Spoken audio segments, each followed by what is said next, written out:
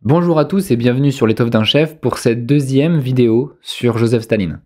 Le totalitarisme de Staline, vous l'avez compris, et c'est sa grande différence avec celui de Lénine, son prédécesseur, n'a pas besoin de la guerre pour exister. Mais il fait néanmoins lui aussi la guerre. La première fois que Staline a vraiment fait la guerre en tant que chef d'État, c'était à propos de l'éviction du personnel soviétique pour la gestion du chemin de fer chinois à Harbin, en Mandchourie. C'était un conflit qui était apparu en 1929. Staline a envoyé son armée, il a vaincu les Mandchous très rapidement, et donc nous allons négliger cet événement. La deuxième fois où il a fait la guerre, c'est un événement plus important, plus incontournable, c'est la guerre d'Espagne. Je rappelle, mais je pense que vous le savez déjà, que la guerre d'Espagne a duré de 1936 à 1939, qu'elle a opposé un camp nationaliste catholique, dirigé par le général Franco, et un camp républicain submergé par les forces socialistes de type très divers, dirigé par des personnalités telles que Prieto et Caballero. L'armement de la République espagnole a été un moment très important de la vie de Staline. Au port de Carthagène, je peux vous dire, les Espagnols se bousculaient pour acclamer les navires qui apportaient l'armement soviétique. Il y avait une vraie émotion populaire autour de cette aide, et je peux vous dire qu'elle se comprend tout à fait. L'aide qu'apportait Staline était du pain béni pour une république espagnole alors grandement isolée. C'est pratiquement le seul pays à la soutenir ouvertement. Staline apporte 600 avions, 400 tanks, 26 000 mitrailleuses. Comparable à l'aide des puissances fascistes au camp de Franco ? Oui, et donc forcément ça permet de rééquilibrer un peu le jeu et ça galvanise le camp républicain. Et donc on remarque évidemment cet élément très important, il faut toujours l'avoir en tête. En Espagne, les deux camps sont soutenus par un régime totalitaire, respectivement Hitler d'un côté, Staline de l'autre. Et donc ça ressemble à une guerre de procuration, à un avant-goût de la Seconde Guerre mondiale. Tu m'arraches les mots de la bouche. Je signale aussi que Staline encadre une armée communiste importante pour son symbole, au moins. Ce sont les brigades internationales, dont l'inspecteur général est un Français, un homme de confiance, qui s'appelle André Marty. André Marty est parfois surnommé le boucher d'Albacete. Albacete, c'est la ville qui sert un peu de quartier général aux brigades internationales. On l'appelle le boucher d'Albacete en raison de ses méthodes purgatives qui sont similaires à celles de Staline. Enfin, évidemment, le Parti communiste espagnol est l'arme principale de Moscou à Madrid. On est à l'époque du Comintern. Cette aide soviétique ne sera pas suffisante. Franco va gagner la guerre. D'accord, ok. Mais en fait, si j'ai bien compris, Staline est en train d'exporter la révolution en Espagne, finalement. Eh bien non. Bah si, s'il fait la guerre. Bon, c'est une bonne question. Évidemment, si c'était Trotsky à la place de Staline, la réponse aurait été oui. Évidemment, chez Trotsky, guerre soviétique et révolution mondiale sont complètement synonymes. Mais là, c'est pas Trotsky, c'est Staline. Mais tu m'avais pas dit que fondamentalement Trotsky et Staline c'était un peu les mêmes ? Oui, dans les objectifs, bien sûr, ils ont les mêmes objectifs. Tous les deux veulent la révolution mondiale, mais les stratégies diffèrent et l'ordre de priorité peut différer. Staline a tendance à reporter la révolution jusqu'au moment où il sera parfaitement sûr de la contrôler, de la percevoir comme une extension de son pouvoir. Cette stratégie porte d'ailleurs un nom, le socialisme dans un seul pays. Il faut qu'il y ait, in fine, qu'un seul pays qui grossisse, en quelque sorte. Or, en Espagne, le processus révolutionnaire a déjà commencé, mais il s'est fait sans lui. Donc l'intervention de Staline, elle a rempli les Espagnols républicains de joie, d'accord, on a compris, mais ce n'est pas une intervention révolutionnaire. En tout cas, pas dans l'immédiat. Dans l'immédiat, elle vise à remporter une victoire contre le général Franco, afin de sauver la République espagnole préexistante, sans chercher spécialement à la changer. Et ça, c'est loin d'être évident, parce que c'est vrai que pendant la guerre d'Espagne, tout le monde a tendance à voir le camp républicain comme complètement débordé par ses idées marxistes et socialistes révolutionnaires. Mais pourquoi ? Qu'est-ce que ça signifie ? C'est surprenant de sa part. Ça nous en apprend beaucoup sur sa façon de fonctionner. La révolution mondiale, chez Staline, elle s'inscrit dans une géopolitique stalinienne. Une géopolitique qui, à cette époque, montre qu'il ne veut pas apparaître comme un révolutionnaire, mais simplement comme un antifasciste. C'est un terme beaucoup plus vague qui généralise tous les ennemis du fascisme. Il ne veut pas faire peur aux démocraties occidentales, la France, l'Angleterre, avec ce mot de révolution. parce qu'il cherche à tisser des liens avec elle dans un réseau d'alliances contre Hitler. Donc voilà, ça c'est la première raison. Et la deuxième raison, c'est qu'il n'a pas très envie d'un deuxième foyer révolutionnaire concurrent au sien en Europe. Du coup, il n'y a pas eu de révolution en Espagne? Bien sûr que si. Des confiscations, des collectivisations agricoles, il y en a eu en Espagne. Mais si tu me dis que Staline n'en veut pas? Mais parce que Staline n'y est pour rien, ce sont les anarchistes qui l'ont fait. Essentiellement les anarchistes, éventuellement les trotskistes, certains socialistes révolutionnaires dirigés par Largo Caballero, qui l'ont fait également, c'est eux qui l'ont fait à sa place. Mais Staline, lui, n'est pas en accord avec cette politique.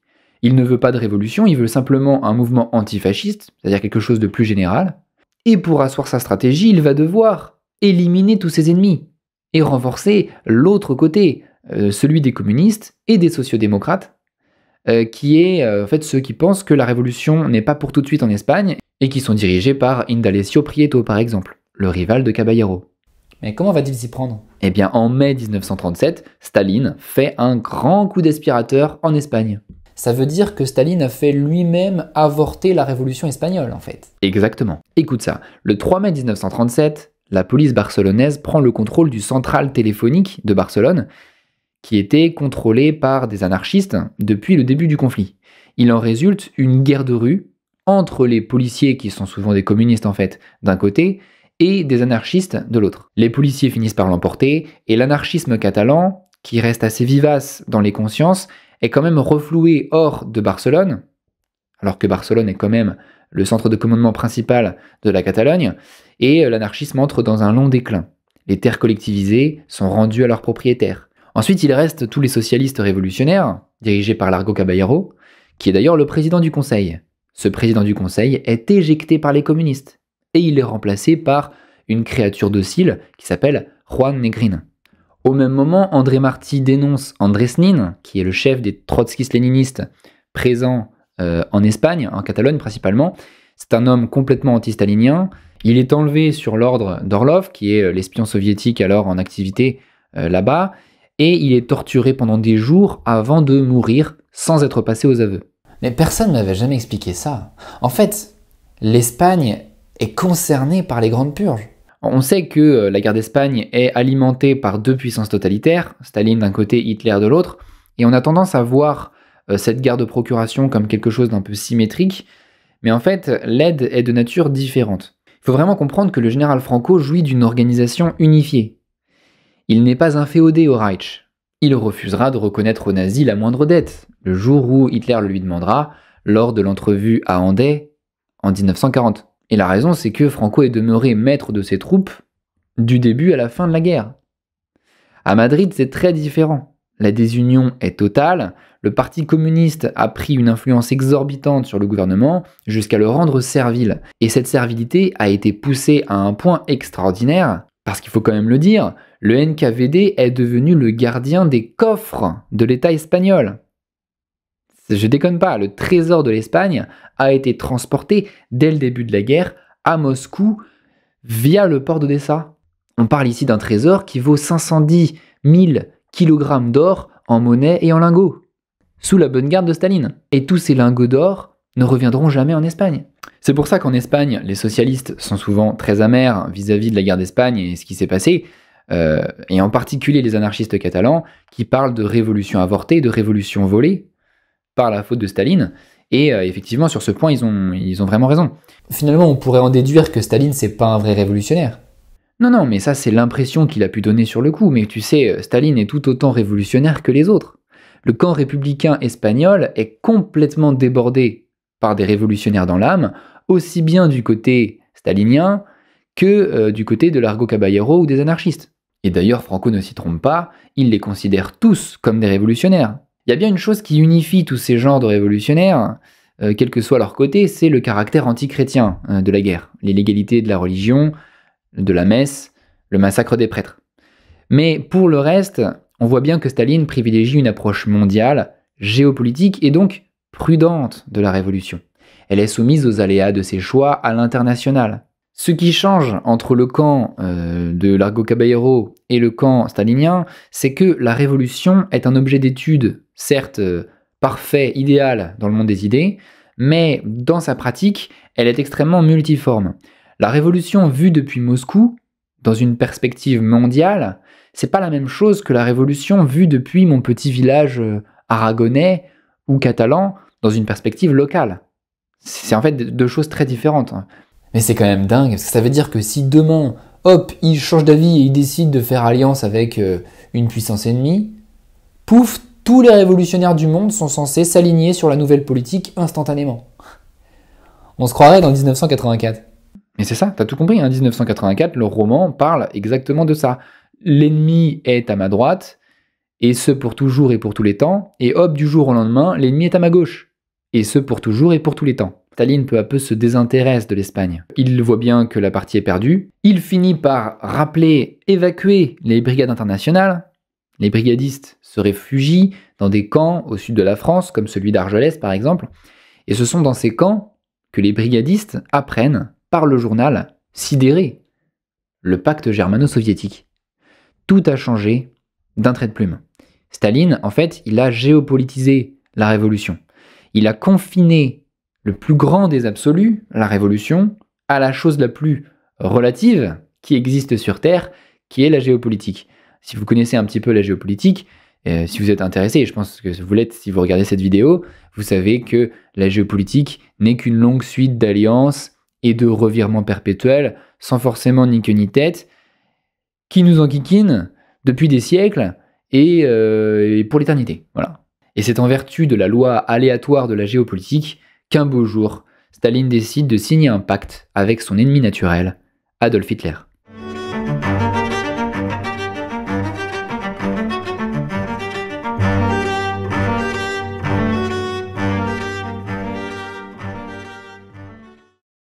Certaines personnes croient que Staline découvre la Seconde Guerre mondiale en 1941 et que... Bon, c'est pas tout à fait vrai. En 1939, il a un conflit militaire sur 3 de ses frontières. Le Japon, la Pologne et la Finlande. D'abord, il y a des conflits peut-être un peu mineurs avec le Japon en 1938 et surtout en 1939. Zhukov se distingue à la bataille de Khalkhin-Gol en Mongolie. Cette guerre contre le Japon ressemble en plus petit peut-être à l'attaque de Hitler, parce que les Japonais pensaient profiter des procès de Moscou. Profiter des procès de Moscou. C'est-à-dire les procès de Moscou ont liquidé toute l'élite militaire soviétique. Tu sais, je t'ai dit, Tukhachevski par exemple y est passé. Donc l'armée de Staline, elle semble être complètement décapitée. Autant en profiter pour l'attaquer. On va en faire du pâté de lapin. C'est vraiment ce que pensent les Japonais quand ils agressent la Russie en 1938 et en 1939. Et c'est ce que vont penser les Allemands en 1941 d'ailleurs. Mais c'est vrai, non? Ah, ça l'est pas tant que ça. Une nouvelle élite va apparaître, notamment ce fameux Georgi Zhukov. Les Japonais se mordront les doigts de cette attaque éclair en mai 1939. Ils sont écrasés en 3 mois.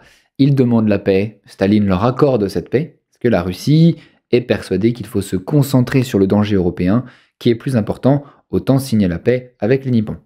En fait, il semblerait que les Japonais ne soient pas en mesure de se battre efficacement sur les grandes steppes mongoles, face à des Russes dont la doctrine stratégique est justement basée sur les manœuvres en profondeur. Khalkhin-Gol permet donc de deviner l'efficacité stratégique réelle de l'armée rouge, malgré l'incompétence probable de ses nombreux officiers. La Russie est prudente, elle pense que le danger vient probablement de l'Europe, mais ça ne veut pas dire qu'elle est en guerre contre l'Allemagne. En fait, pendant que les combats de Khalkhin-Gol font rage, dans le même temps, la Russie conclut le fameux pacte germano-soviétique, avec l'aide de son fidèle Molotov. On l'appelle aussi le pacte Ribbentrop-Molotov. Hitler et Staline semblent réussir à s'entendre. Alors ça, c'est incroyable. Comment deux systèmes aussi opposés que le fascisme et le communisme peuvent trouver un terrain d'entente? Je sais pas, Staline n'est pas censé être l'ennemi absolu du fascisme et du nationalisme et de tout ce qui pourrait venir du camp capitaliste. Cette alliance est complètement contre nature, je trouve. Oui, c'est vrai, je suis d'accord, cette alliance semble contre nature. Et Staline ne voit pas du tout Hitler comme son ami, mais il le voit comme quelqu'un de très dangereux. Il l'aurait peut-être affronté s'il pensait pouvoir compter sur le soutien des démocraties occidentales, mais l'attitude complètement servile de ces dernières, notamment à Munich, ça fait qu'il est plus tranquille en faisant ce pacte, auquel il voit bien des avantages, parce que grâce à lui, il peut avancer ses frontières à l'Est. En effet, le pacte contient des protocoles secrets. notamment sur l'invasion de la Pologne. En septembre 1939, bien sûr, vous le savez tous, Hitler envahit la Pologne. C'est le début de la Seconde Guerre mondiale. C'est ça, la France et l'Angleterre déclarent la guerre à l'Allemagne, à leur tour, pour soutenir la Pologne. Les Polonais sont donc plongés dans une guerre, mais leur défense, qui aurait pu être acharnée, est complètement anéantie par l'attitude de l'armée rouge. Les Polonais ne savaient pas qu'un protocole secret prévoyait que leur pays serait partagé en deux comme un gâteau, à l'ancienne, comme les vieux partages de la Pologne au XVIIIe. On est dans le même esprit. En fait, la Russie récupère toute la moitié est de la Pologne. Elle est conquise de moitié. Donc, guerre en Pologne, victoire très facile, mais Staline a encore faim. Il se dit, avec la situation diplomatique, il y a encore moyen de grappiller un peu des territoires dans cette Europe de l'Est, qu'il convoite quand même depuis longtemps. Bon, alors déjà, on constate que les pays baltes sont déjà passés dans sa zone d'influence. Hitler a l'air de l'accepter. En novembre 1939, c'est au tour d'envahir la Finlande. Alors il a cru pouvoir la manger comme un biscuit. En juin 1940, il envahit les pays baltes et la Bessarabie. Donc en fait, moi si je compare avec Lénine partie 1, là il a vraiment recomposé l'empire des Tsars dans ses anciennes frontières. Oui, très juste. C'est grâce à ce pacte germano-soviétique qu'il retrouve les anciennes frontières de l'empire tsariste. À ceci près que la Finlande se défend, elle se défend très bien même. Et du coup, la guerre contre les Finlandais, ça doit être joli. Les Finlandais affrontent un pays qui est 50 fois plus peuplé qu'eux. Ils tiennent. Avec leurs skis, à 1 contre 4, ils sont des durs à cuire. Et au bout d'un moment, les Russes, après y avoir sacrifié 100 000 soldats en Finlande, les Russes finissent par se retirer au bout de 3 mois. Waouh, quelle défaite. Une gifle. Quand les Allemands voient ça, ils doivent se dire que les Soviétiques ont une armée en carton. Exactement, Hitler commence déjà à programmer la rupture du pacte et l'invasion de son immense voisin. Mais ça, Staline ne le sait pas, bien sûr. Bon, alors malgré ces graves tracas finlandais, la phase du pacte germano-soviétique est une phase à peu près paisible pour Staline. Et il se trouve très malin même. Hitler est un véritable fou allié, c'est évident, mais au moins avec notre petit pacte, on est vraiment au chaud ici à Moscou. Le monde est en train de s'embraser et nous, on est peinards. Et les jours passant, plus Hitler semble devenir puissant et effrayant, plus Staline, peut-être par biais de confirmation, peut-être parce qu'il veut le croire, qu'il se force à le croire autant qu'il peut, il se dit qu'il est complètement protégé par le pacte. Et en cette année 1941, Staline se porte comme un charme. Il sifflote tous les matins, il est de bonne humeur, et le 22 juin 1941, il tombe de haut.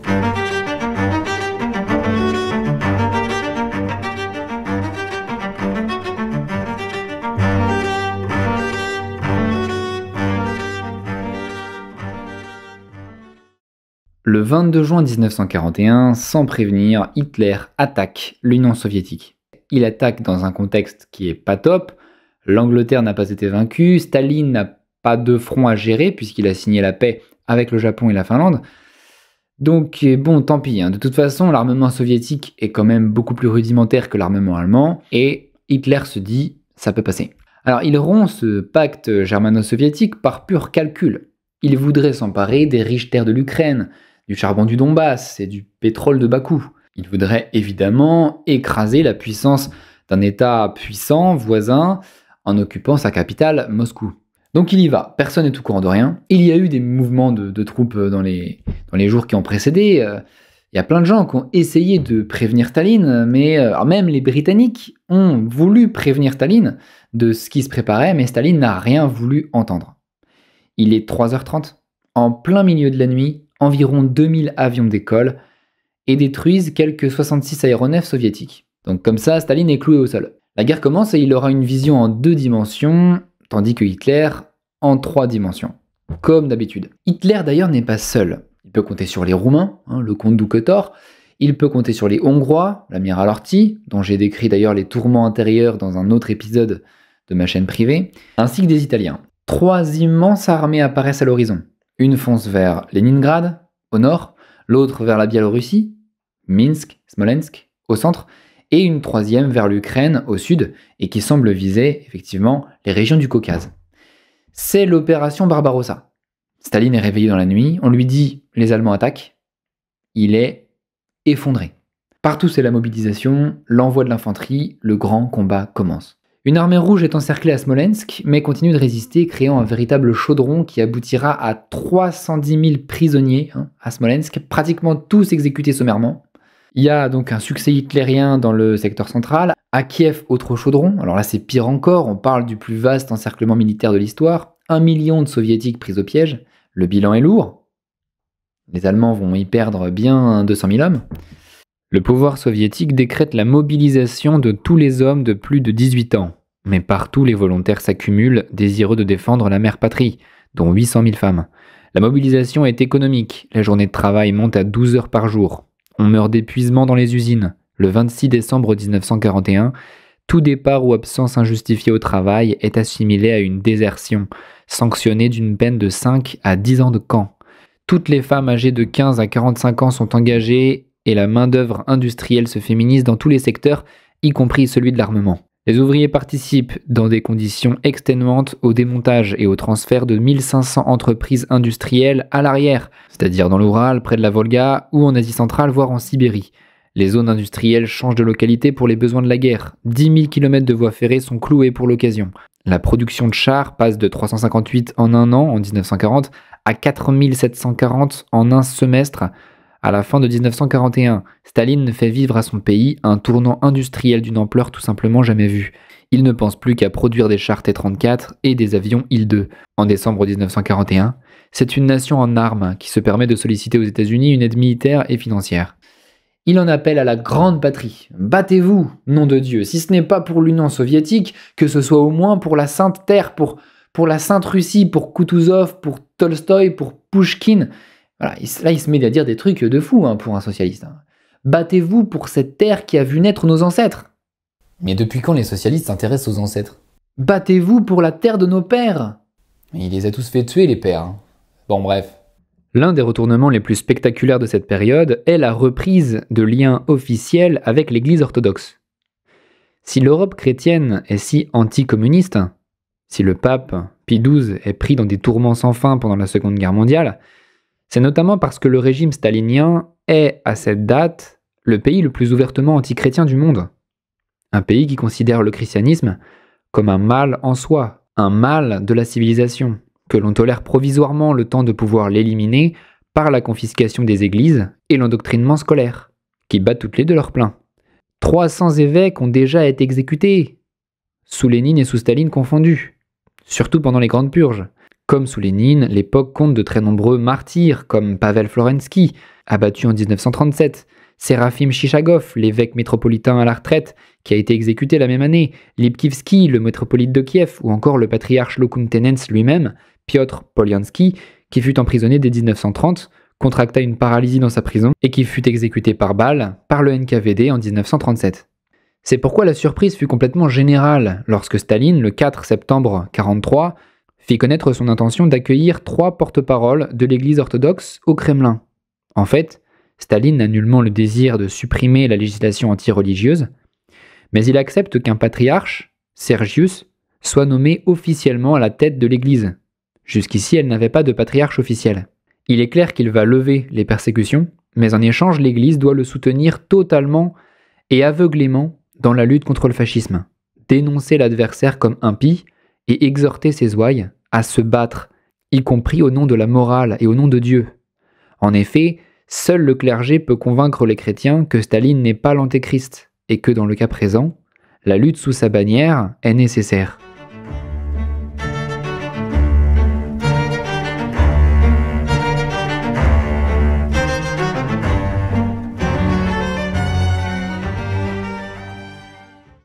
Après avoir longuement hésité entre l'Ukraine et Moscou, Hitler se décide, sans doute un peu tard, de prendre Moscou. Il n'est pas dans d'aussi bonnes conditions qu'il l'aurait espéré. D'abord, il s'est beaucoup vanté en expliquant que Moscou était sur le point d'être rasé, qu'on allait vivre maintenant la dernière bataille du front russe, et qu'il ferait pleuvoir une tétrachie d'obus sur la ville au point qu'il n'en restera plus qu'à en faire un lac. Bon, le lac de Moscou, c'est dans la théorie. Dans la pratique, c'est un peu plus compliqué. D'abord, il y a une résistance soviétique qui a causé beaucoup de pertes. Un déploiement plutôt inattendu des armées soviétiques a été observé et certains officiels allemands ont aperçu les chars T-34 et KV-1 et explique que, mis à part le 88 mm, tous les autres calibres sont incapables de percer leur blindage.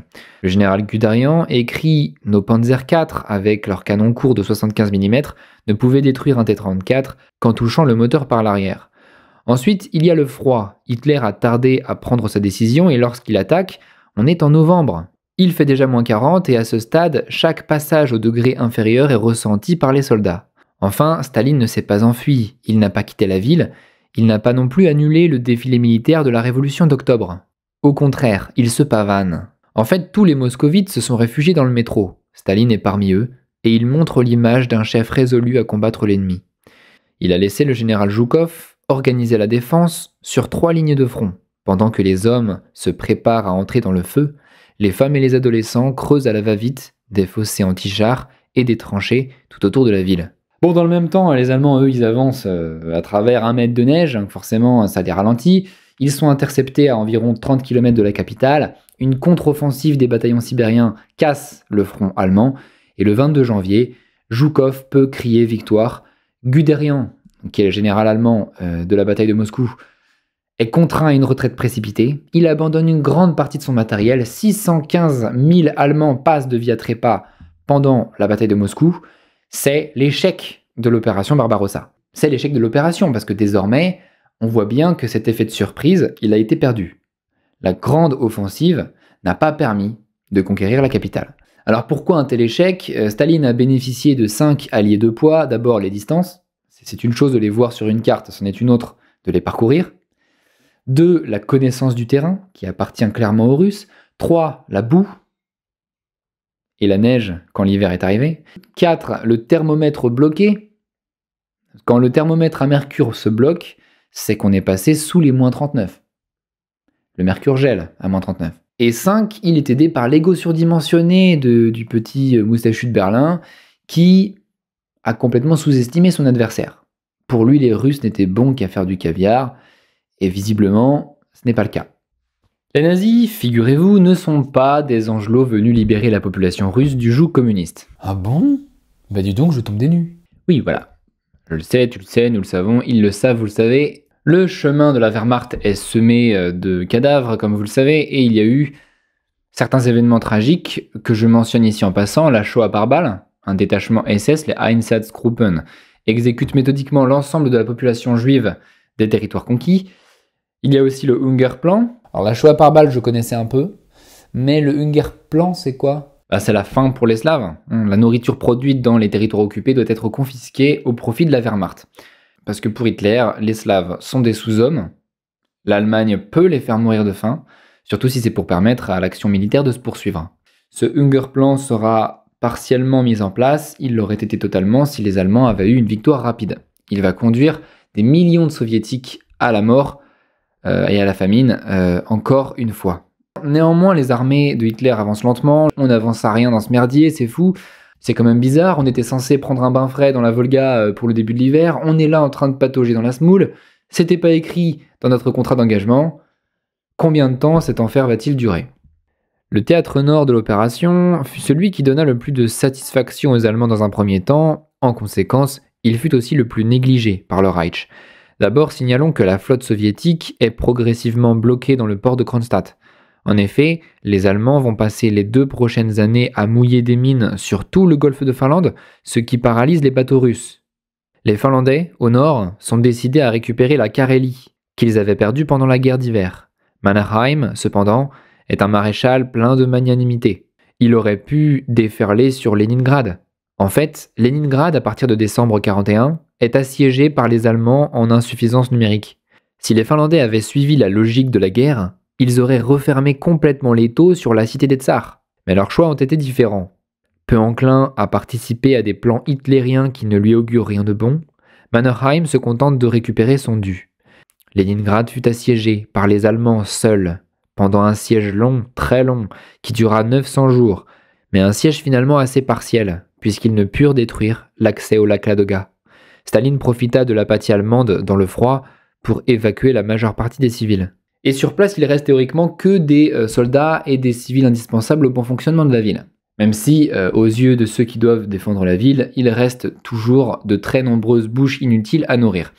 Et le premier hiver a été atroce, hein. On est à 125 grammes de pain par jour pour les Pétersbourgeois. Bon, au moins ils ont un peu de pain. Oui, alors il y a du pain, il faut le regarder de loin, ce pain. C'est du pain avec de la sciure, hein, de la sciure de bois, pour lui donner un peu plus de consistance. Sauf que la sciure, c'est pas comestible. En janvier 42, les morts de faim à Leningrad sont partout. 2000 cas de cannibalisme recensés. Une voie de ravitaillement existe, mais elle fonctionne surtout en hiver. C'est tout simplement le lac Ladoga, qui est tout proche. En hiver, le lac Ladoga est glacé, et donc certains camions peuvent passer dessus pour essayer de ravitailler Leningrad. Bon, ce siège fait partie des grands drames de l'histoire russe. Il est extrêmement éprouvant. Il met les Russes aux prises avec une famine absolument terrible et les force à trouver des stratégies tous plus ingénieuses les unes que les autres pour réussir à se ravitailler. Mais le cœur de l'action n'est pas là, hein. Le cœur de l'action, malgré les forces qui sont présentes ici, qui sont très importantes, le cœur de l'action est beaucoup plus au sud.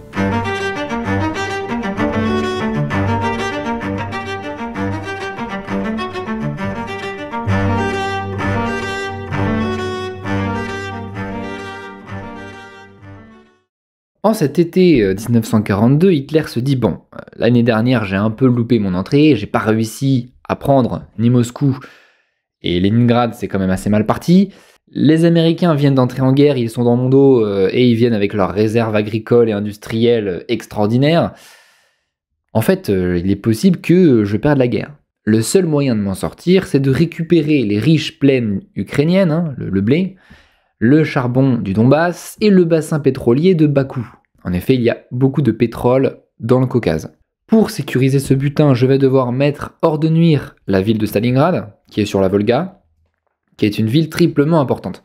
C'est un centre de commandement par lequel les soviétiques importent leur énergie jusque chez eux. C'est un point de contrôle de la circulation fluviale au bord de la Volga. C'est un centre industriel très important, on y fabrique de l'armement, des tracteurs, des produits chimiques. Et puis il y a son nom. Et puis il y a son nom, effectivement, Stalingrad, c'est un nom symbolique. On imagine l'effet de propagande anti-stalinienne que peut représenter la perte de Stalingrad. Stalingrad, c'est même pas vraiment un siège, hein. Il n'y a pas de fortification, il n'y a pas de véritable défense. Les Allemands se sont approchés en catimini, ils entrent, et là c'est la guerre partout dans toutes les directions. La Luftwaffe, qui a la maîtrise complète du ciel, fait pleuvoir les bombes en espérant que les Russes périssent sous les éboulements. Sauf que des Russes, il en arrive des nouveaux tous les matins par le train de nuit. On se bat dans les ruelles, dans les angles d'immeubles, dans les carrefours, dans les couloirs. On se tire dessus entre les fenêtres, les débris de cheminée, les encoignures de terrasses, les conduites d'eau, entre les systèmes de ventilation qui sentent le phoque et les lampadaires cassés. C'est une bataille qui laisse une impression de chaos, toute vision stratégique un peu globale semble impossible. L'Union soviétique a la maîtrise du complexe sidérurgique, pendant que le Reich tient l'usine de montage, l'un possède le fourneau, l'autre la cuisine, et puis l'après-midi c'est l'inverse, et ainsi de suite. Enfin, partout les bâtiments, soit ils sont écroulés, soit ils ont des fissures partout et ils sont au bord de l'écroulement. Interdiction de passer près d'une fenêtre, tu sais jamais qui peut te tirer dessus. C'est un vrai labyrinthe à souris. Et puis de temps en temps, tout s'arrête. C'est le silence. Parfois pendant 5 ou 6 heures, la ville semble morte. On se repose. Les sentinelles épient tout ce qui bouge, pointent leurs fusils d'assaut sur le moindre piaf qui se pose sur une gouttière. Discrètement, les pourvoyeurs transportent leurs mines et leurs munitions en zigzagant entre les décombres. Et dans les caves, les soldats mangent une petite ration misérable, pendant que leur chef se penche sur les cartes pour calculer le temps et la dynamite nécessaires pour creuser un tunnel d'ici à là. C'est l'époque où la figure la plus héroïque, c'est pas une figure de l'artillerie, le conducteur de char ou rien de tout ça. Là, le héros de Stalingrad, c'est le tireur d'élite. Tout le monde l'admire.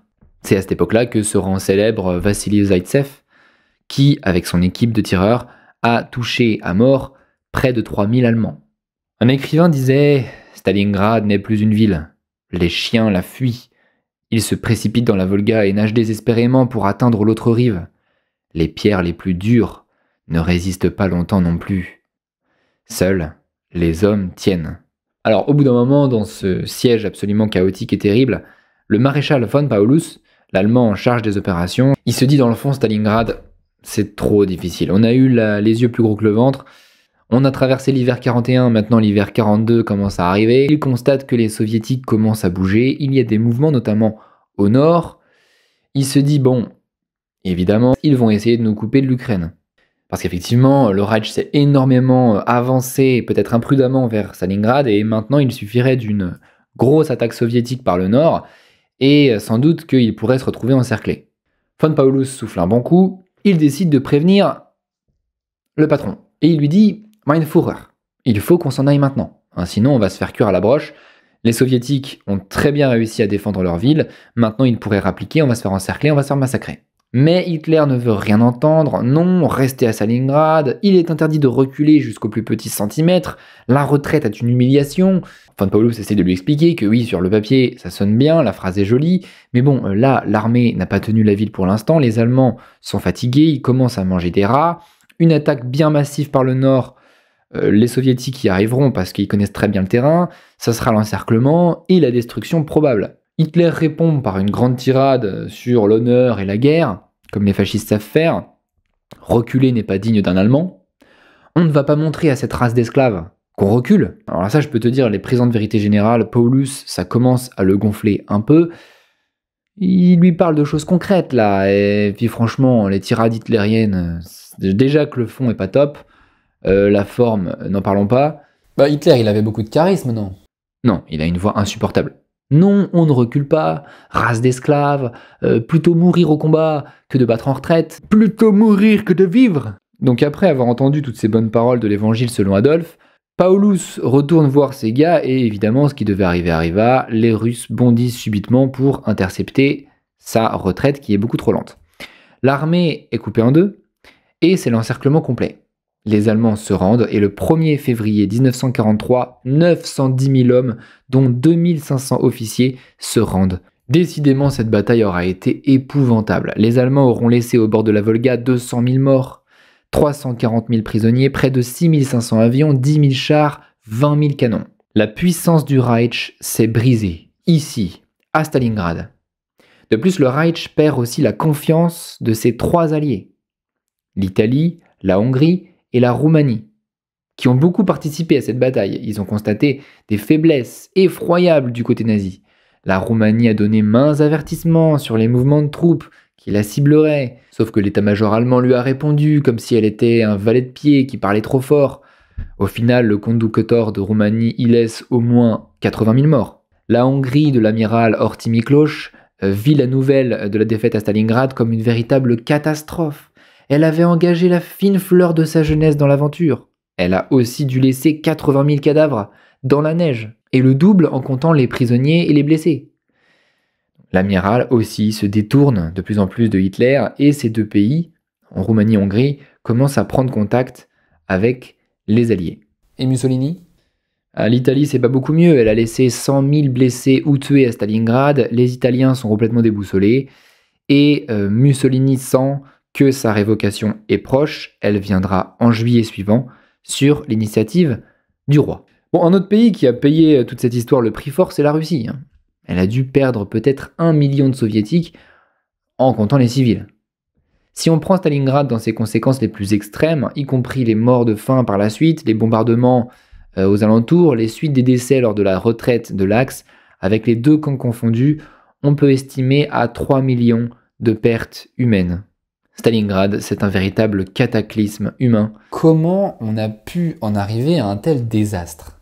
D'abord parce que Hitler méprise l'armée rouge, et donc il la sous-estime. Il a passé 1 an à nous expliquer que les Slaves sont une race d'esclaves. C'est vrai qu'on va super loin avec ce genre d'explication, c'est sûr. Et puis, il y a pire que ça. Les Allemands sous-estiment l'autre, mais ils se surestiment aussi eux-mêmes. Ils étaient à la pointe de la technologie militaire quand même. Ils avaient les chars Panzer, les avions de la Luftwaffe étaient super performants. Il faut bien comprendre que se doter d'un matériel de pointe et être en supériorité technique sur ses adversaires, c'est effectivement très utile en début de guerre, notamment quand tu fais des stratégies d'attaque éclair, où tu prends les gens par surprise. Effectivement, c'est très efficace. Mais là, la guerre dure depuis 3 ans. C'est-à-dire qu'un nouvel élément arrive, c'est l'expérience de la guerre, l'expérience des conditions réelles. Et oui, parce que quand un ingénieur allemand conçoit un char Panzer dans son bureau, il est privé de ces conditions réelles, et donc il essaye d'imaginer ce que doit être un char efficace, mais c'est dans le combat et surtout dans le combat qui dure qu'on va vraiment voir ce qu'il vaut. Parce qu'évidemment, ton matériel va finir par montrer certains défauts. Et si jamais celui qui est en face arrive à produire son propre matériel, eh bien, il va pouvoir profiter de cette expérience. Ça, c'est un élément très important. Les soviétiques ont monté en gamme pendant la guerre, notamment grâce à l'aide américaine. Et c'est un fait que les chars allemands, tout redoutables qu'ils soient, ne sont pas aussi bons que les T-34. Il ne s'agit pas tant d'avoir des chars puissants, indestructibles, que de savoir s'ils peuvent rouler sur la neige, sur la boue, sur le givre, par temps pluvieux, par temps neigeux, par temps venteux, par tous les temps possibles. Oui, l'armée allemande peut déferler sur la Picardie, mais est-ce qu'elle est adaptée aux immensités du terrain russe, avec ce que ça suppose de besoins en carburant, en approvisionnement, en route directe, continue, non interrompue, non sabotée, enfin du moins on l'espère. Hitler, semble-t-il, a sous-estimé toutes ces choses. Il a pensé qu'on conquiert la Russie comme on conquiert la France. Enfin, il faut bien dire une chose, c'est au niveau du moral. Le moral soviétique était bien plus fort que le moral allemand. Après tout, tant que les usines restaient en possession de Staline, il n'a cessé d'y faire construire des chars. À Stalingrad même. Pendant le mois de septembre 1942, 200 chars ont été construits à Stalingrad seul, à utiliser immédiatement sur place. Et ça, évidemment, c'est génial, ça renforce ton moral. Les soviétiques de l'arrière ont travaillé d'arrache-pied. Ils pouvaient produire 15 000 avions et autant de chars en un semestre. Les Russes se sont serrés la ceinture, on se rationne, on ne produit plus de biens de consommation, tout est pour l'armement, on donne tout ce qu'on a, on travaille, on bûche comme des timbrés. Donne ton tracteur pour la guerre, donne ton cheval pour la guerre, donne tous tes enfants en âge de servir, donne. Les Russes ont accepté des sacrifices extraordinaires.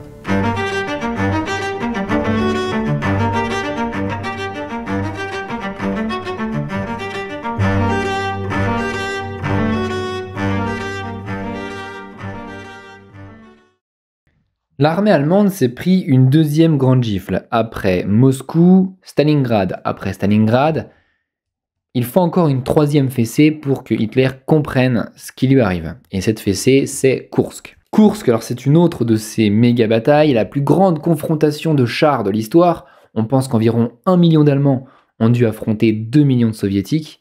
Intéressant d'ailleurs de voir cette augmentation des effectifs à travers les siècles, entre la guerre de 30 ans, la guerre de 7 ans, les guerres napoléoniennes, la Première Guerre mondiale. Les effectifs engagés dans une guerre n'ont pas arrêté d'augmenter. Donc là, on a 2 millions de personnes jetées dans une bataille, et oui, en 1943, ça paraît normal. Bon, après Guderian impuissant devant Moscou, von Paulus broyé à Stalingrad, c'est au tour de Manstein de s'essayer à dégommer le mur soviétique. Alors, Manstein et ses amis ont mis beaucoup de soin dans la préparation. 4 mois de préparation où les manœuvres accomplies par Manstein rendaient son plan tout à fait limpide. Fini la guerre éclair. Ah bah fini. Oublie la Blitzkrieg. Il n'y a plus d'effet de surprise comme dans les grandes années de 39-40. Non, les soviétiques étaient au courant bien en avance. Ils ont très bien compris où est-ce que l'attaque allait avoir lieu. Il s'agit en fait de sectionner un saillant de l'armée soviétique. Donc ils le savaient bien en avance, ils ont eu le temps de cirer leurs bottes et de s'entraîner à planter une baïonnette dans des Allemands empaillés. Là, on cherche la force brutale, le choc. Côté allemand, il y a eu un peu de progrès. Des nouveaux chars sont arrivés par la poste, des chars Panther, faut qu'on teste le matériel, voir si ça peut tirer du T-34 en plein élan. Hitler compte encore dessus, il pense que malgré tout un miracle est encore possible. Ah ouais, une vraie bataille de chars. Alors, le Panther ou le T-34 ? Le Panther est un char un peu difficile à manœuvrer. Ça se sent qu'il a été lancé dans l'urgence de la guerre par le Reich. Non, il ne fera pas le poids face au T-34 des Soviétiques déjà. Et les Russes, à Koursk, ils ont été prudents. Ils avaient plein de tranchées et de fossés anti-chars, ils avaient semi-enterré de nombreux engins, ils ont mis des mines. Ah oui, alors ça, des mines, ils en ont planté. C'est un potager, un vrai potager. Chaque nuit, on regarde où sont les Allemands et on en enterre devant eux pour empêcher leur progression. Donc ça, c'est le plan de Manstein, 2 points d'attaque qui visent à réaliser une sorte d'ablation sur cette zone soviétique qu'on appelle un saillant. Et notez les distances, le saillant dont on parle, il est gigantesque, il fait 23 000 km². C'est donc très ambitieux comme manœuvre. Manstein pense que c'est possible de le sectionner par un étau très puissant, mais ce plan ne va pas marcher du tout. La bataille commence le 5 juillet 1943 et va durer 1 mois et demi seulement. Le front nord n'arrive pas à avancer d'un pouce tant la pression est considérable. Le front sud avance lentement, très lentement. Faut vraiment pas être pressé. C'est 10 km en 48 heures. Les Allemands se font doubler par les escargots. Même si cette bataille a été un échec complet et qu'elle n'a pas renversé le cours de la guerre comme peut-être elle l'aurait pu, je voulais quand même en parler parce que ça a été une destruction de matériel affreuse, de matériel humain comme métallique, j'ai envie de vous dire. Ce fut l'horreur. Aujourd'hui, dans ces endroits, on a retrouvé des os incrustés dans des bouts de métal. Les hommes semblaient véritablement prisonniers de leurs engins et ça a été encore une véritable tragédie. Mais on sent que les Russes, décidément, leur puissance, elle est bien campée. Hein, voilà. Ils sont vraiment sur leurs appuis. Zhukov est décidément de plus en plus expérimenté. Les Soviétiques, alors, ils n'arrivent toujours pas à concentrer leurs forces. Ils sont tellement nombreux, il y a encore un effet un peu pagaille. Mais à l'échelle des unités, leur résistance est vraiment meilleure qu'au début. L'armée rouge est en train de se faire une réputation. Bref, désolé Manstein, mais ce sera une nouvelle victoire pour Staline à un prix humain de 400 000 Allemands tués et de 710 000 Russes tués en 1 mois et demi. Cette bataille, elle est pyrrhique, elle fait partie des pires tragédies de la guerre. Hitler est assombri, et en apprenant la défaite, il va finir par prononcer un mot qu'on ne lui avait jamais entendu prononcer jusqu'ici. Stop, fini le carnage, on passe à une stratégie défensive et non plus offensive.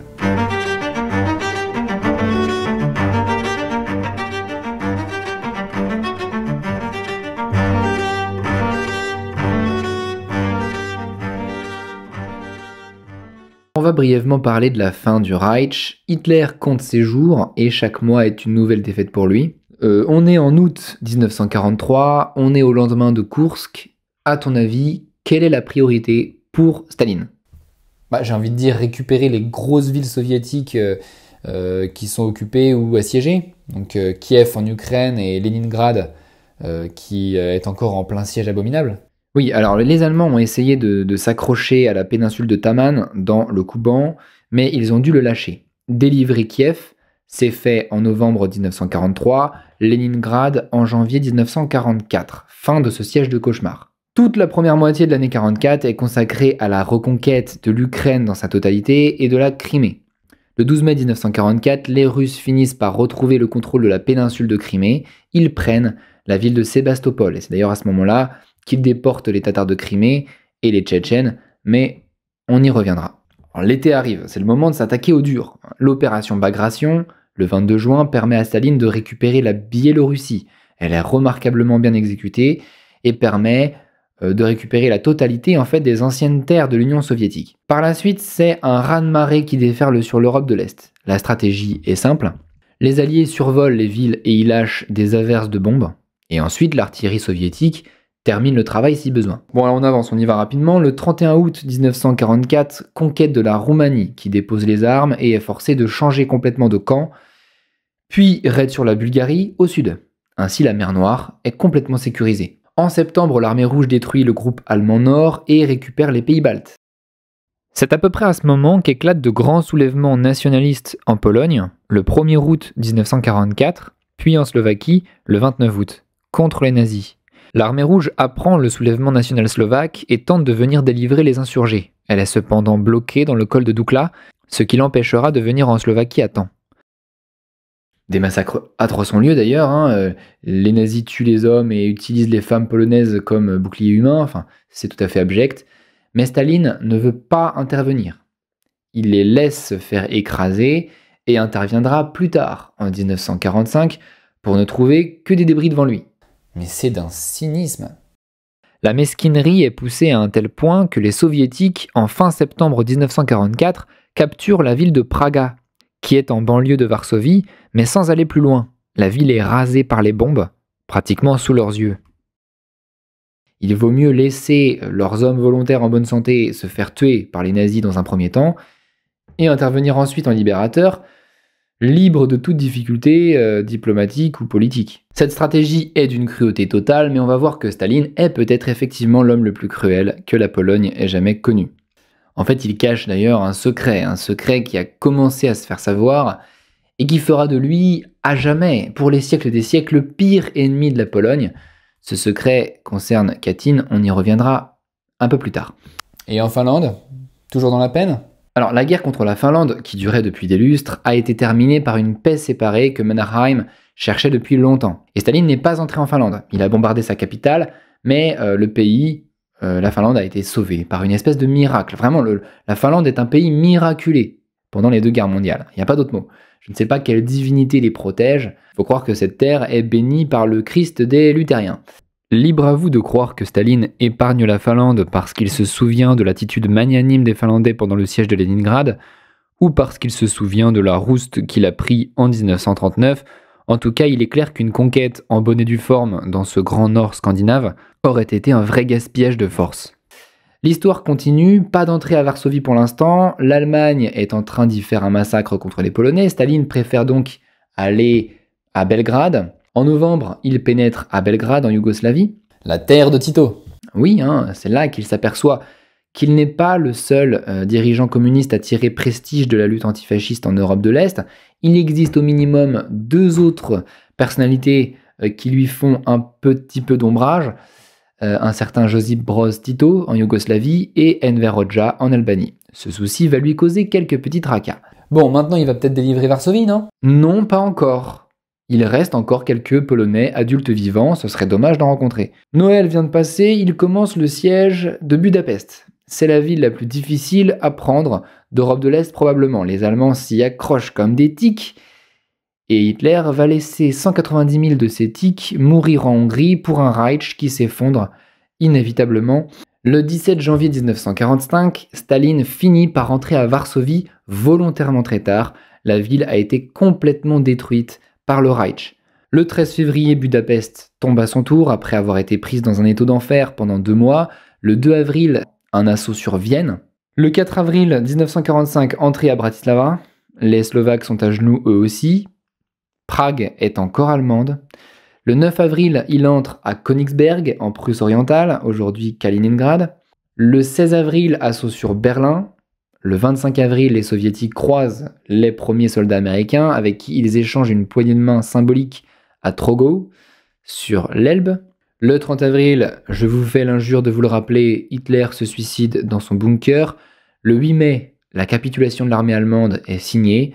Le 11 mai, la dernière ville encore défendue par d'irréductibles nazis est libérée, il s'agissait de Prague. C'est donc toute l'Europe de l'Est qui est au pied de Staline. On peut compter Kiev, Minsk, Vilnius, Bucarest, Sofia, Tallinn, Riga, Belgrade, Varsovie, Budapest, Vienne, Bratislava, Berlin, Prague. Les soviétiques ont traversé et soumis 14 capitales ou futures capitales d'Europe de l'Est. Et j'ai pas compté les bombardements massifs sur Helsinki. C'est un véritable asservissement pour la région, un asservissement très douloureux. Sur le chemin, les viols commis par l'armée rouge ont été innombrables. Ils sont tellement nombreux qu'ils finissent par remonter à l'oreille de Staline, qui estime que, vu la circonstance et les horreurs vécues par les Russes, il n'y a pas de mal à prendre un peu de plaisir sur la terre conquise. Et ces viols, ils ont été massifs, tout particulièrement en Allemagne. Là-bas, il y avait même des lieux de plaisir aménagés dans lesquels les femmes allemandes étaient enfermées pour plusieurs jours avant d'être congédiées. En Pologne, en Tchécoslovaquie, les viols sont massifs également, les couvents ne sont pas épargnés. Alors déjà que les Russes sont sacrément portés sur la vodka, ils ont fourni des efforts surhumains pendant 2 ou 3 ans. Ils arrivent là au bout de l'entreprise. Ils sont abrutis par l'exemple de la barbarie nazie. Ils arrivent dans des pays développés plus riches qu'eux. Ils ont envie de se défouler. Voilà. Bon, voilà pour l'Europe. La guerre n'est pas finie. Je tiens à la rappeler, on le dit rarement, mais non, la guerre n'est toujours pas finie. Staline n'occupe pas que l'Europe. Il n'est pas seulement présent en Europe. Déjà, il faut quand même dire qu'il occupe le nord de l'Iran, conjointement avec les Britanniques, où il essaye d'établir quelques relations avec les séparatistes du nord, les Kurdes et les Azéris. Ça va pas marcher, mais il va vraiment essayer de tirer à lui les mouvements nationalistes kurdes et azéris, qui d'ailleurs se servent un peu de l'imaginaire socialiste pour se libérer, donc c'est tout à fait cohérent. Et puis il y a le Japon. Au Japon, la guerre dure toujours. Après avoir patienté quelques mois, Staline décide de rompre son pacte avec le Japon, de déclarer la guerre juste après Hiroshima. Entre deux bombes, quoi. C'est ça, entre deux bombes, entre Hiroshima et Nagasaki. Il a eu le temps de se préparer, il accomplit un mouvement de troupes très très important qui lui permet de participer à la libération du territoire mandchou, du territoire mongol et du territoire coréen. En face, les Japonais ne tiennent pas le coup, ils ont été extrêmement surpris que l'Union soviétique en rajoute une couche, de la même façon que lorsque Hitler a rompu le pacte germano-soviétique, Staline a été très surpris.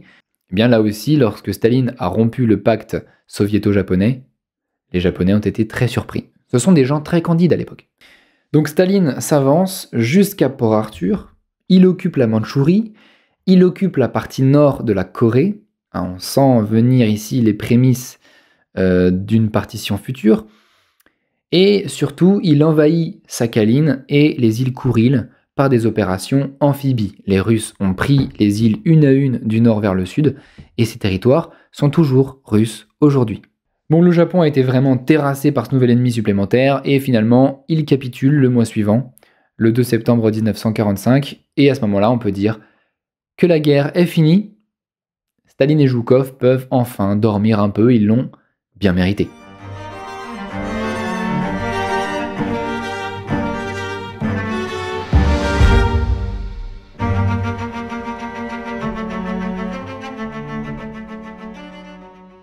L'Union soviétique sort exsangue de cette guerre. Les nazis ont dévasté 1710 villes et 70 000 bourgades, détruit 31 000 usines. Les pertes se chiffrent pour les Russes de 20 à 26 millions de morts.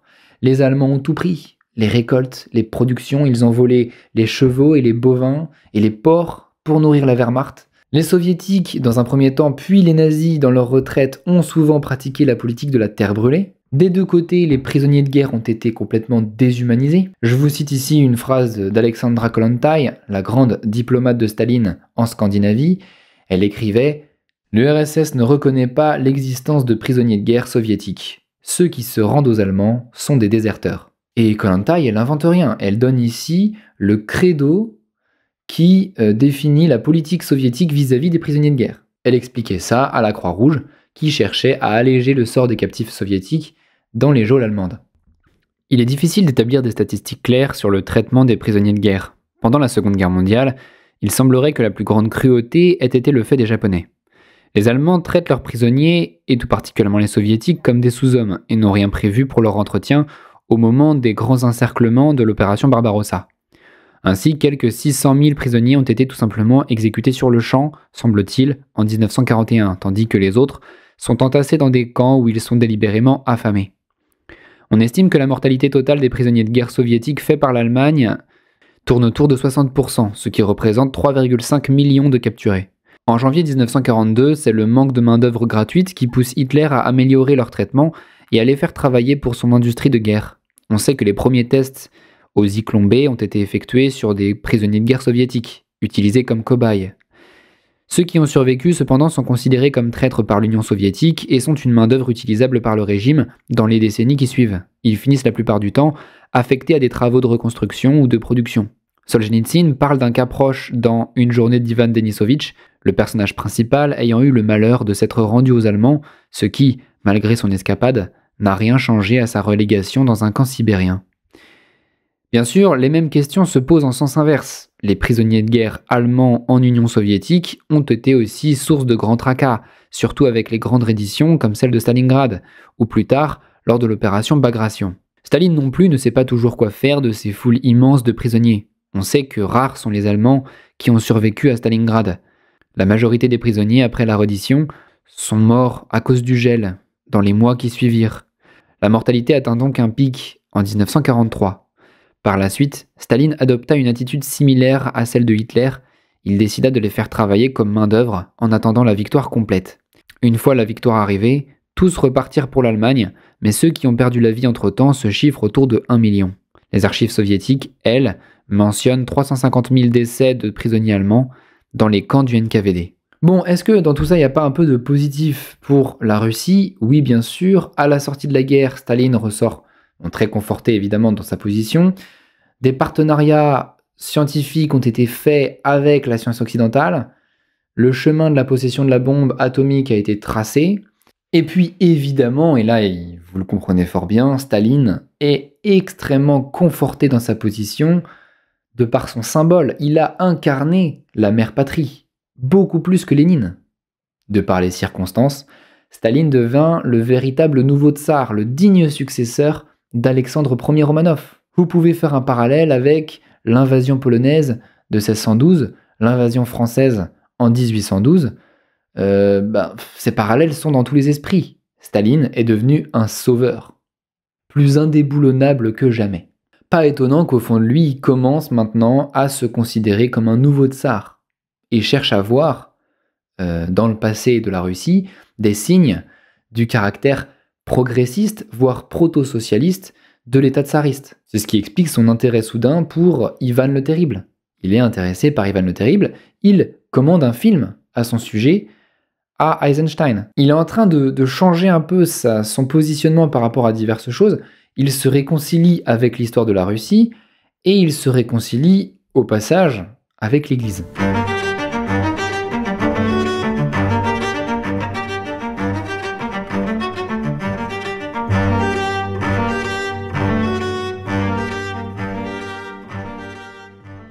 Alors dans cette section, on ne va pas spécialement parler des déportations en général, mais des déportations qu'on appelle les déportations ethniques. De très nombreux groupes ethniques ont été déportés en tant que tels, et c'est de eux dont on va parler. On va en dresser une sorte de liste. Alors que sont ces déportations ethniques? Eh bien généralement elles sont là en raison de la politique extérieure. C'est parce qu'on est en guerre contre un tel ou qu'on a de mauvaises relations avec un tel qu'on va cibler tous les ennemis intérieurs qui pourraient être reliés à cet ennemi extérieur. Ainsi, en 1937, les Coréens de Vladivostok sont déportés, car ils passent pour espions du Japon. Eux, ils sont essentiellement coupables d'avoir les yeux bridés, si tu veux. En 1937 et 1938, les chrétiens, les tsaristes, les cosaques, les blancs, les nationalistes de diverses provinces, les trotskistes, mais aussi les Allemands de la mer Noire, les ressortissants polonais, les lettons et les anciens fonctionnaires du chemin de fer de Harbin, sont tous déportés, c'est l'époque de la Grande Terreur, la plupart sont conduits à la mort. En 1939, c'est le pacte germano-soviétique. 320 000 Polonais et 80 000 Baltes sont déportés. En avril 1940, Staline décide d'exécuter la quasi-totalité des officiers polonais dans une forêt. Cette opération morbide est conduite par Lavrenti Beria, qui est un ami à lui géorgien, qui est à la tête du NKVD. Il a remplacé Yezhov dans ce rôle.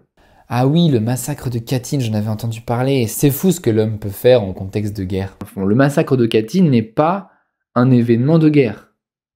Ce n'est pas un événement de nature militaire. Nous sommes en 1940. Ah oui, la Russie n'est pas en guerre en 1940. Katyn, c'est un secret, un véritable secret qui sera dévoilé par les nazis lorsqu'ils trouveront les squelettes l'année suivante au moment de l'opération Barbarossa. Katyn, c'est la liquidation de 22 000 officiers polonais ou membres de l'élite dirigeante polonaise opposés au communisme. Ça peut être des journalistes, des étudiants, des médecins, des ingénieurs, très souvent des catholiques, qui sont exécutés comme ça, sans avoir leur mot à dire, à seule fin d'handicaper la Pologne. D'handicaper la Pologne dans ses prétentions à l'indépendance. Ce massacre de Katyn n'est motivé par rien, même pas par la guerre, simplement pour s'assurer un contrôle plus ferme sur la Pologne de l'Est et pour annihiler toute indépendance nationale polonaise. Katyn sera un symbole dans le martyrologe du nationalisme polonais et pendant toute son existence, l'Union soviétique va prétendre qu'il s'agissait d'un crime nazi. Sa reconnaissance ne date que de 1990. En 1941, c'est au tour des Allemands de la Volga d'être déportés. En effet, les Allemands sont très mal vus pour des raisons évidentes. Alors ça, c'est important à comprendre, il y a des populations germanophones en Europe de l'Est. Dans toute l'Europe de l'Est, Russie et tous les pays, Pologne, Tchécoslovaquie, et Roumanie et Yougoslavie. Ces populations vont toutes être éliminées, soit déportées vers l'Allemagne, soit éradiquées par les pouvoirs communistes, celui de Staline ou celui de Tito, sur leurs territoires respectifs. Les Allemands de la Volga sont une importante communauté germanophone de l'Union soviétique. Elle a été massivement déportée. Un sort similaire a été réservé chez Tito aux Allemands de Slavonie. D'autres peuples ont subi les déportations qui n'étaient pas allemands mais qui étaient perçus, pour telle ou telle raison, comme des alliés objectifs de l'Allemagne, qui sont d'ailleurs souvent des peuples musulmans. Divers peuples ont été déportés, comme les Tchétchènes, accusés de collusion toujours, les Kalmouks, peuple mongol bouddhiste de cette même région qui connaît le même sort, et d'autres peuples voisins. En mai 1944, c'est au tour des Tatars de Crimée. Et oui, l'occupation de la Crimée a été un peu plus vigoureuse que dans les autres territoires, et on suppose qu'il y a eu complicité des Tatars de Crimée, donc déportation. Dans des conditions abominables, là encore. Alors, en plus des déportations, un autre malheur s'ajoute à l'existence du russe moyen, c'est la famine. Une nouvelle famine apparaît en 1946 et 47. Elle est la conséquence de la guerre. Elle est aussi la conséquence de l'aveuglement de la bureaucratie. Celle-ci, qui craint de manquer de nourriture, confisque tout ce que possèdent les kolkhosiens pour nourrir la bureaucratie militaire, policière et civile à leur place. Cette famine est complètement passée inaperçue après les horreurs de la Seconde Guerre mondiale et nous a été révélée essentiellement par les archives. L'Ukraine souffre de la faim comme les autres. Staline refuse toute aide alimentaire à ce territoire qu'il veut punir de son attitude séparatiste pendant la Seconde Guerre mondiale.